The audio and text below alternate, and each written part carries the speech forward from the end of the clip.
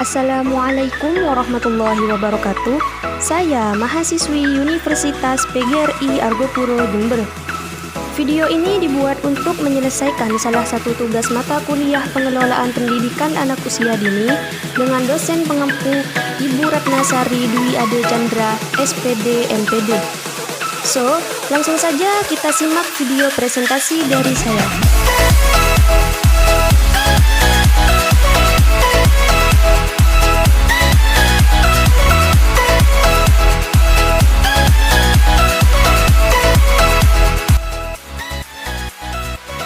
Saya Sri Laili Nurhayati dengan NIM 20191862072B0126 akan mempresentasikan tentang pengelolaan PAUD berbasis Good School Governance. Pendidikan anak usia dini merupakan landasan kuat dalam mempersiapkan generasi penerus bangsa untuk melanjutkan pendidikan pada jenjang berikutnya. Masa usia dini merupakan fondamen dasar manusia dalam menempatkan stimulasi-stimulasi penting yang bisa melejitkan fungsi-fungsi tumbuh kembang anak, meliputi perkembangan kognitif, bahasa, fisik motorik, sosial emosional, agama dan moral, serta perkembangan seni. Penelitian ini bertujuan untuk mengetahui peran Good School Governance dengan sistem kerja yang transparan, akuntabel, bertanggung jawab, menunjukkan prestasi, terarah, dan berkeadilan dalam pengelolaan pendidikan anak usia dini. Penelitian ini bermanfaat sebagai pedoman dalam pengambilan keputusan tentang pemilihan model pengelolaan yang berhubungan dengan perencanaan, pengorganisasian sistem pengawasan, dan kemitraan orang tua. Kesimpulan dalam penelitian ini adalah pengelolaan pendidikan anak usia dini memerlukan transparansi, kecermatan, tanggung jawab, dan prinsip-prinsip keadilan sebagai implementasi peran Good School Governance. Seorang pengelola harus mengetahui peran Good School Governance untuk pengelolaan pendidikan anak usia dini yang terarah dan lebih baik, memahami prinsip-prinsip manajemen dan tugas pokok fungsi dari masing-masing stakeholder yang terlibat di dalamnya. Kata kunci pengelolaan PAUD usia dini Good School Governance. Pendidikan di Indonesia memiliki keragaman jenis dan fungsi, yaitu pendidikan formal, pendidikan non-formal, dan pendidikan informal. Ketiga jenis pendidikan tersebut memiliki peran masing-masing sesuai kriteria dan aturan yang ditetapkan oleh pemerintah. Yang pertama yaitu pendidikan formal. Pendidikan formal merupakan pendidikan yang ditempuh secara resmi pada satuan lembaga atau organisasi yang terstruktur dan berjenjang, yang terdiri dari pendidikan dasar, pendidikan menengah, dan pendidikan tinggi. Pendidikan formal diselenggarakan oleh pemerintah yakni berstatus negeri dan yayasan atau organisasi yang telah memenuhi syarat yakni berstatus swasta. Yang kedua yaitu pendidikan non-formal. Pendidikan non-formal merupakan jalur pendidikan yang didapat tidak secara formal melalui sekolah maupun perguruan tinggi, namun tetap memiliki struktur dan berjenjang. Yang ketiga yaitu pendidikan informal.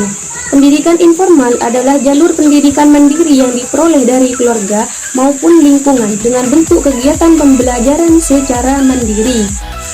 Pendidikan anak usia dini atau PAUD. Pendidikan anak usia dini adalah jenjang pendidikan sebelum pendidikan dasar, yang merupakan suatu upaya pembinaan yang ditujukan bagi anak sejak lahir sampai dengan usia 6 tahun.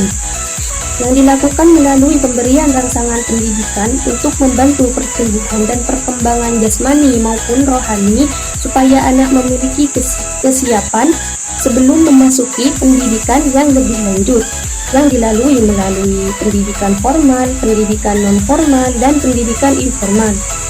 Usia dini merupakan masa peta atau usia emas yang disebut dengan Golden Age, di mana pada usia ini anak mengalami pertumbuhan dan perkembangan yang sangat pesat dengan keunikan-keunikan yang tidak akan bisa terulang kembali di masa yang akan datang. Di masa usia dini, anak membutuhkan rangsangan atau stimulasi karena pada masa usia dini merupakan fondamen dasar manusia dalam menempatkan stimulasi-stimulasi penting untuk melejitkan fungsi-fungsi tumbuh kembang anak. Dan di masa ini juga anak membutuhkan pendidikan karena di masa ini adalah masa yang paling tepat untuk menumbuh kembangkan pengetahuannya di dalam bidang pendidikan. Bagaimanakah pengelolaan pendidikan anak usia dini? Penyelenggaraan pendidikan anak usia dini tidak semuanya memiliki pengelolaan yang baik dan memenuhi standar. Senyatanya, di lapangan masih banyak pengelola PAUD yang belum memahami standar pengelolaan PAUD dengan baik dan benar. Hal ini dibuktikan dengan 1. Belum terpenuhinya linearitas pendidikan akhir dari para pengelola untuk menunjang skill manajerial dan keterampilan mengelola. 2. Rendahnya kesejahteraan para pengelola PAUD sehingga banyak pengelolaan yang berjalan dengan ala kadarnya. 3. Minimnya kesempatan-kesempatan pelatihan yang difasilitasi oleh Dinas Pendidikan terkait dalam rangka meningkatkan sumber daya manusia dalam pengelolaan pendidikan anak usia dini. Dari permasalahan di atas diperlukan solusi dan pemecahan masalah secara tepat dan cepat agar mampu mendukung fungsi-fungsi manajerial sebagai lembaga yang sehat. Diperlukan sebuah pengelolaan yang tepat dalam bentuk tata kelola yang baik, yakni Good School Governance. Apa itu GSG? Good School Governance adalah sebuah perangkat pendukung untuk membentuk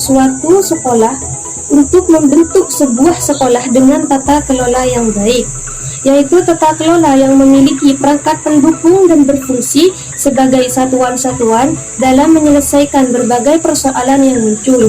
Perangkat yang dibutuhkan tersebut adalah sistem kerja yang terdapat dalam Good School Governance. Ini adalah tabel keterkaitan standar mutu pengelolaan PAUD dengan Good School Governance. Yang pertama yaitu standar mutu pengelolaan PAUD. Menurut Permendikbud nomor 137 tahun 2014, standar pengelolaan PAUD diantaranya 1. Standar tingkat pencapaian perkembangan anak, 2. Standar isi, 3. Standar proses, 4. Standar penilaian, 5. Standar pendidik dan tenaga kependidikan, 6. Standar sarana dan prasarana, 7. Standar pengelolaan, 8. Standar pembiayaan. Selanjutnya yaitu prinsip-prinsip Good School Governance. Yang pertama, prinsip transparansi. Transparansi dalam standar pengelolaan PAUD mengkait pada standar pendidik dan tenaga kependidikan, standar tingkat pencapaian perkembangan anak, dan standar pembiayaan.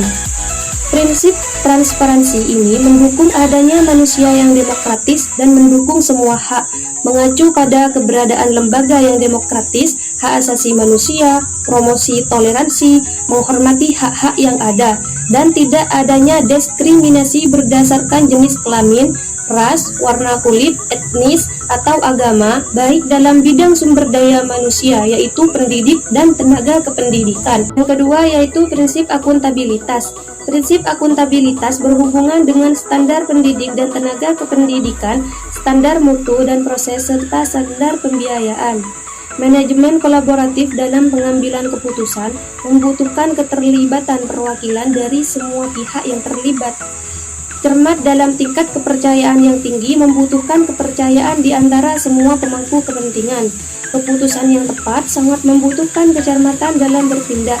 Standar mutu pendidik dan tenaga kependidikan terlebih dahulu melalui sistem rekrutmen yang tepat dan terpadu. 3. Prinsip tanggung jawab.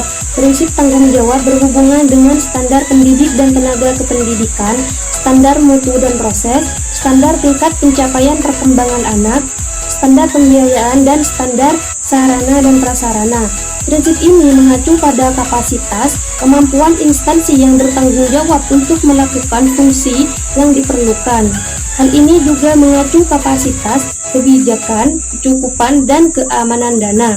Yang keempat, prinsip keadilan. Prinsip keadilan berhubungan dengan standar pendidik dan tenaga kependidikan, standar pembiayaan, dan standar sarana dan prasarana. Selanjutnya yaitu kesimpulan.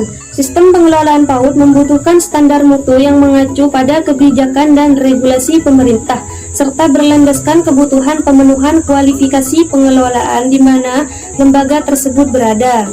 Kebutuhan pengelolaan PAUD berbeda-beda. Hal ini dipengaruhi oleh beberapa faktor analisis kebutuhan yang muncul diantaranya faktor lingkungan, faktor budaya dan kearifan lokal, ketersediaan sarana dan prasarana, kemampuan pembiayaan, serta faktor sumber daya manusia yang berkembang pada lingkup lembaga tersebut.